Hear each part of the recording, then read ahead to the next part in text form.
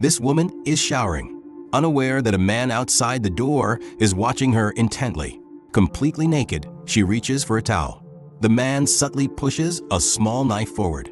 Wrapped in the towel, the woman calls out her boyfriend's name, Ryan.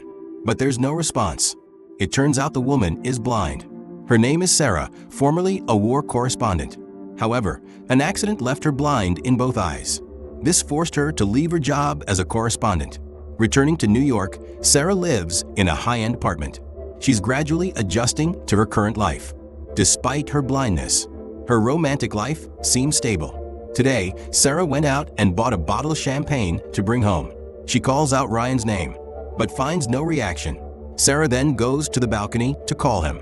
Still, no one answers. Could Ryan have already left? It isn't until Sarah approaches the kitchen that we see her boyfriend lying in a pool of blood. However, Sarah hasn't realized it yet. As she prepares to shower, a figure appears in the apartment. It turns out someone has already broken into their home. Sarah, being blind, has no clue. The intruder, Marco, simply stares as Sarah showers, until she steps out again. Sarah intends to get something to eat from the kitchen. She moves back and forth several times, without touching the bloodstain on the floor. Until this time, she finally senses something is wrong. When she discovers Ryan lying on the ground, she screams in fear and prepares to find a phone to call the police. But unexpectedly, there's someone else in the apartment. Marco intentionally drops something to frighten Sarah. Fortunately, Sarah is familiar with the layout. She quickly runs back to the bedroom and opens her laptop, using voice command to email her sister, Emily.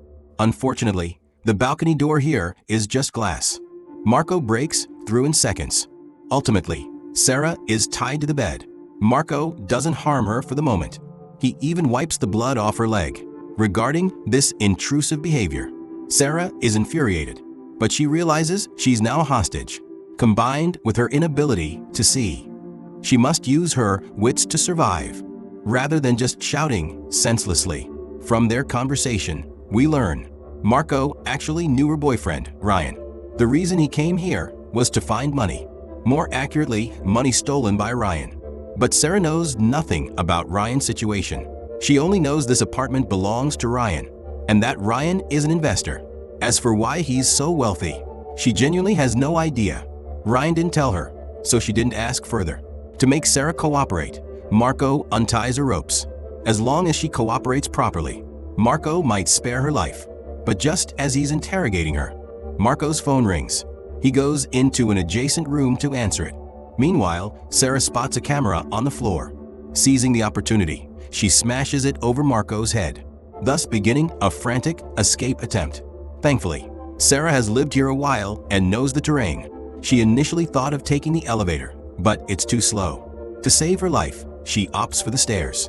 A blind woman actually manages to run faster than an able-bodied adult man. Indeed, when facing death, one unleashes an incredible will to survive. Finally, Sarah reaches the basement, but she's never been here before and isn't familiar with it. Running around blindly, she sustains several injuries. The noise Sarah makes attracts the attention of a security guard. The guard follows the sound, but Sarah shouts loudly, telling him not to approach, to get out and call the police. The security guard ignores her warning and walks closer. Consequently, he's killed by Marco. Sarah can only look for another chance to escape. She cries out for help, but no one responds. Sarah runs onto the street and finally encounters someone. She begs them to call the police. Then, a man identifying as a prosecutor comes over to soothe Sarah. He pretends to take out his phone and call the police. Ultimately, he leads Sarah back into the apartment building. This seemingly helpful bald man, Vincent, is not a good guy either. Vincent is the one who called Marco earlier. They are working together. They search the apartment thoroughly, but can't find what they're looking for. Now the only clue is Sarah. Vincent remarks, "Now I see why your boyfriend liked you. Good looking, great figure.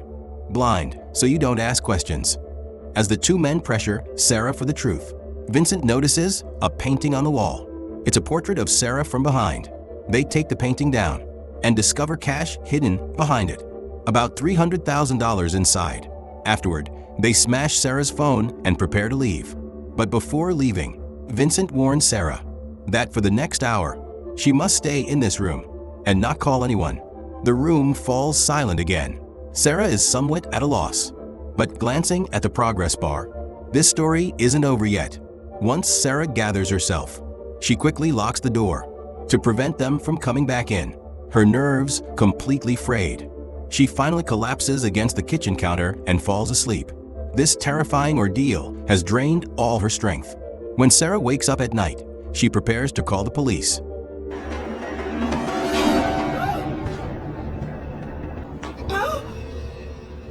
It turns out the two men had been in the house all along, which makes sense really. Killing someone just for $300,000? Wouldn't that be a bit reckless? It seems these two weren't just after the cash. From their conversation, it's revealed that Ryan had actually stolen 30 diamonds. The one on Sarah's necklace is one of them. These diamonds are worth at least tens of millions. But Sarah genuinely doesn't know where the diamonds are. Vincent notices their pet cat. If Sarah doesn't reveal the diamond's location, he threatens to throw the cat off the balcony. This is the 14th floor. Sarah knows nothing, so she can't answer him. Unbelievably, Vincent actually throws the cat off. Even Marco thinks he must be crazy. Even if they need to find the diamonds, there's no need to harm an innocent cat. But cats have 9 lives. Are you sure this cat is really dead? Marco, due to this incident, starts arguing with Vincent. He impulsively killed Sarah's boyfriend earlier, yet now he's preaching to others. A bit hypocritical, isn't it? As the two men argue, Sarah hears the sound of a helicopter passing by. Because today is New Year's Eve, helicopters are patrolling the area. Sarah climbs up quickly to wave at the helicopter, but she's soon spotted by Vincent. He climbs up too, immediately grabs Sarah and kisses her, then waves at the helicopter. The people in the helicopter assume it's just a couple celebrating New Year's, so they don't think anything of it. This enrages Vincent. Vincent pushes Sarah towards the edge of the roof, threatening to push her off if she doesn't tell him where the diamonds are. Under duress, Sarah claims she suddenly remembers a safe in the apartment, but she's unsure what's inside. This mention of the safe buys Sarah precious time. Meanwhile, her sister Emily can't reach Sarah by phone.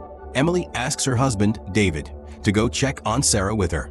At this moment, Sarah cleverly tries to turn Marco against Vincent. She tells Marco, splitting $20 million between the two of you isn't worth it.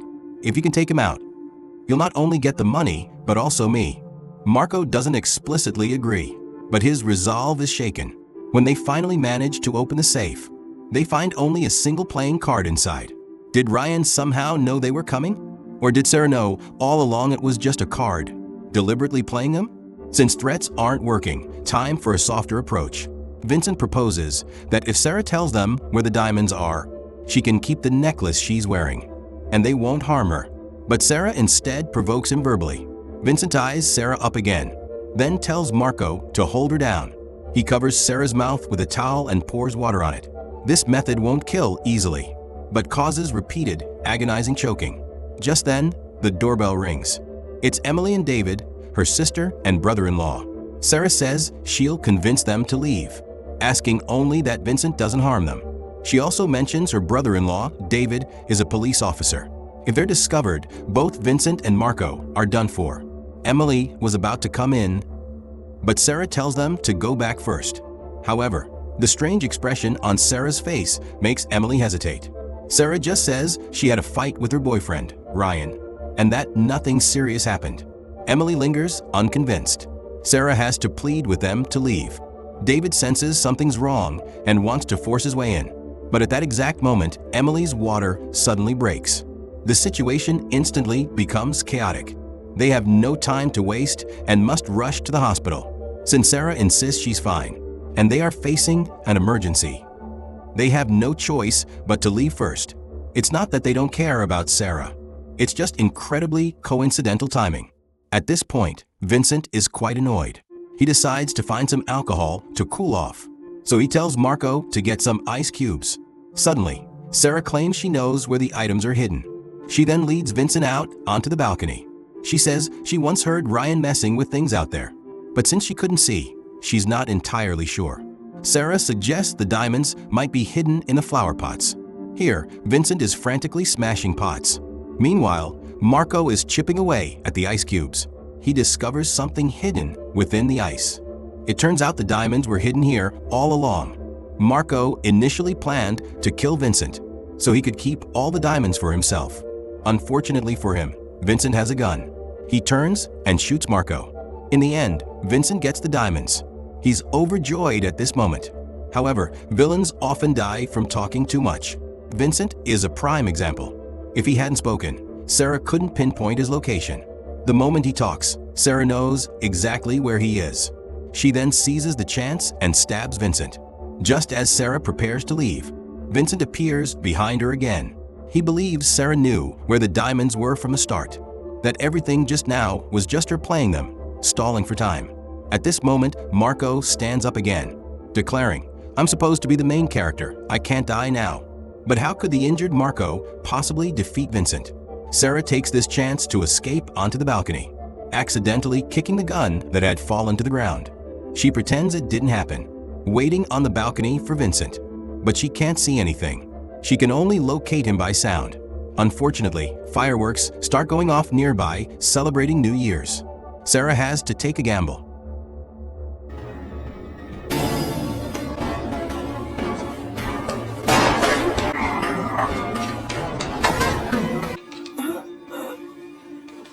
Ultimately, Sarah pushes Vincent off the building.